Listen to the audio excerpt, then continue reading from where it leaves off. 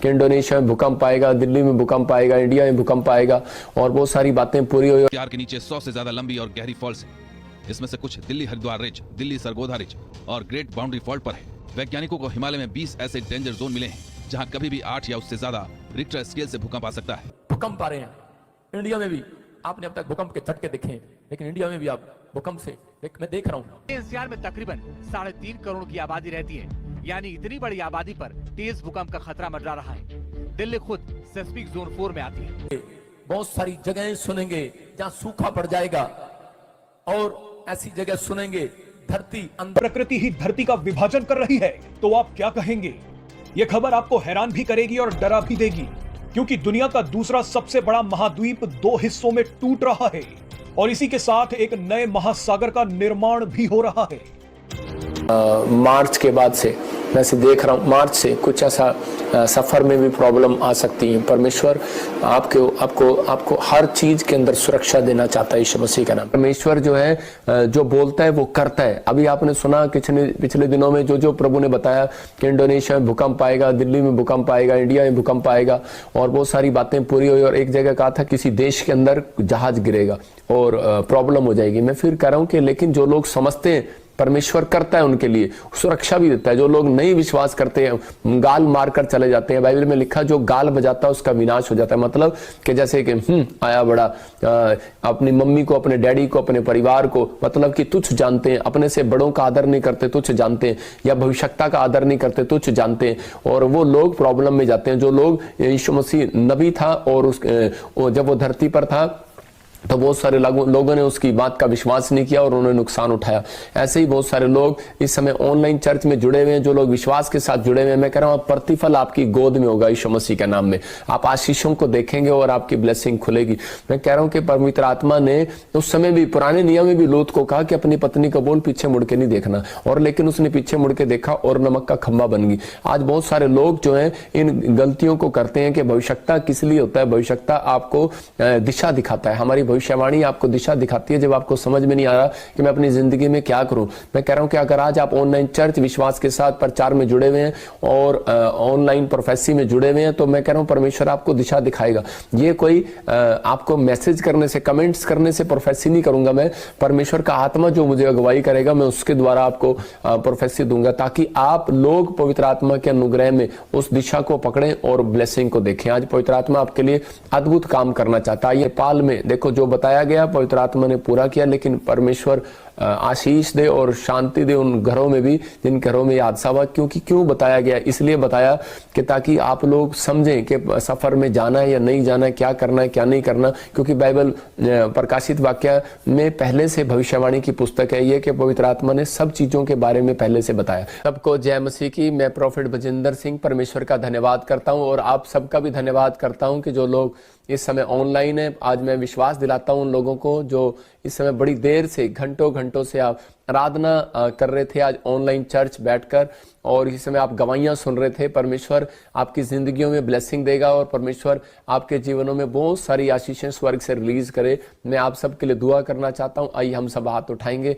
और परमेश्वर का धन्यवाद करेंगे। परमेश्वर मैं प्रार्थना करता हूं इसी समय पवित्र आत्मा जी के जो लोग इस समय ऑनलाइन चर्च में जुड़े हुए हैं, पवित्र आत्मा इनकी जिंदगियों में आशीष दे। जो इस समय पवित्र आत्मा मुझे सिंगापुर से, मलेशिया से, थाईलैंड से, इस समय पवित्र आत्मा मॉरिशस से, बैंकॉक से, पवित्र आत्मा न्यूजीलैंड से, ऑस्ट्रेलिया, अमेरिका से, कनाडा से, पवित्र आत्मा जर्मनी से, नेपाल से, पाकिस्तान से, इंडिया से, परमेश्वर हर कोने से, कहीं से भी पवित्र आत्मा, ब्राजील से, क्या पवित्र आत्मा जी फ्रांस से, इटली से, पवित्र आत्मा कहीं से भी देख रहे हैं। परमेश्वर इसी समय इनके घरों में आज से बड़ी ब्लेसिंग आने पाए, क्योंकि पवित्र आत्मा ये तेरे कलाम को सुनने के भूखे और प्यासे हैं। और पवित्र आत्मा जी जो इस समय पवित्र आत्मा कोई भी डरा हुआ है, कोई भी घबराया हुआ है, कोई भी पवित्र आत्मा आज परेशान है किसी नौकरी को लेकर, जॉब को लेकर, पवित्र आत्मा कोई बच्चों की शादियों को लेकर, कोई भी किसी प्रकार की पवित्र आत्मा बीमारी से जूझ रहा है, परमेश्वर मैं ऐसे लोगों के लिए आज प्रार्थना करता हूं पवित्र आत्मा जी। वो लोग आज पवित्र आत्मा जी प्रार्थना सुनने के बाद परमेश्वर बड़ी शांति को अपने घर में देखने पाए, बड़ी गुड न्यूज को स्वर्ग से पते सुनने पाए परमेश्वर। ये लोग आशीषों को देखने पाए यीशु मसीह के नाम में। आमीन आमीन। पवित्र आत्मा आपकी जिंदगियों में आशीष दे। बहुत सारे लोगों को आज परमेश्वर आशीषें देगा, लेकिन मैं आपको हमेशा एक विश्वास की बातें इसलिए बताता हूं कि ताकि आपका विश्वास बढ़े। हम इतनी देर से आपको गवाहियां क्यों सुना रहे थे कि ताकि ये हमारी कमियां हैं कि आज हम ईश्वर को जानते कब है, जब हमारी नीड होती है, जब हमारी आवश्यकताओं की हमें बहुत ज़्यादा ज़रूरत होती है तो हम परमेश्वर के वचन के पास जाते हैं, उसकी आराधना करते हैं, उसकी स्तुति करते हैं। और जब वचन हमें अपने पास लेके आता है तो हम उसे नहीं देख पाते। इसी तरह वचन देखो, आप कहीं संकेत आपको इस तरह के मिलेंगे, कहीं तूफान आ रहा है, कहीं बाढ़ आ रही है, कहीं जलजला आ रहा है, कहीं भूकंप आ रहे हैं। आप इस चीज़ को अनदेखा ना करें, आप इस चीज़ को अनदेखा ना करें। ये एक ऐसा विषय है जो हमें अवेयरनेस की तरफ लेके आता है, वो हमारे परिवार के लिए, क्योंकि प्रभु ने अपने इकलौते पुत्र से प्रेम किया। उसी प्रकार हम भी हमारे पुत्र और पुत्री और हमारे माँ बाप से प्रेम करते हैं। क्यों करते हैं? क्योंकि वो रीति उसने सिखाई है और हम उसके लिए कुछ भी करने को तैयार हो जाते हैं। उसी प्रकार परमेश्वर भी अपने एक पुत्र के वादे के लिए सब कुछ कर सकता है। आप जान के अनजान ना बने, आप अनदेखा करते हैं मेरे भाई बहनों। कोई आपसे मांगता है तो आप नहीं देते हो, कोई आपको पुकारता है तो आप नहीं जाते हो। आप क्यों ऐसा जीवन जी रहे हो? जबकि परमेश्वर के सिग्नल यही है कि जो परेशानियाँ आती है उसके पीछे परमेश्वर खड़े होते हैं। पर जो परेशानियों को देख के परमेश्वर को भूल जाता है, परमेश्वर भी उसे भूल जाता है। मेरे भाई बहनों, आज हम बहुत से भाई उन दुख उठा रहे हैं जो शरीर की पीड़ाओं में, पारिवारिक पीड़ाओं में, कर्जों में हैं, जो आज एहसान तले दबे हुए हैं, जो बोझ तले दबे हुए हैं, जो आज हिम्मत नहीं जुटा पा रहे, जो आज अपने परिवार को नहीं चला पा रहे।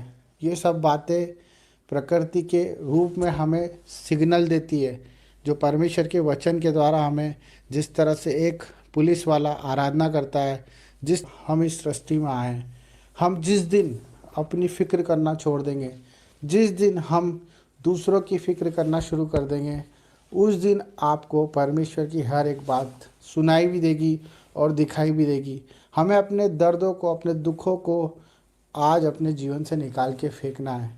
हमें उनका महत्व ख़त्म करना है। जो हमें लगता है कि हमारे बिना नहीं हो सकता, वो चीज़ों को हमें छोड़ना है। मेरे भाई बहनों, हमें हर एक जिम्मेदारी को प्रभु को सौंपना है, हमें हर एक बात को प्रभु के हाथों में सौंपना है।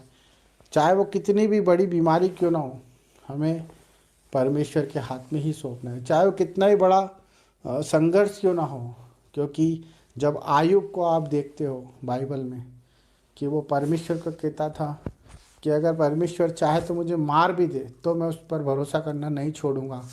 हमारा भरोसा परमेश्वर पर होना चाहिए, क्योंकि न्याय का दिन निकट है।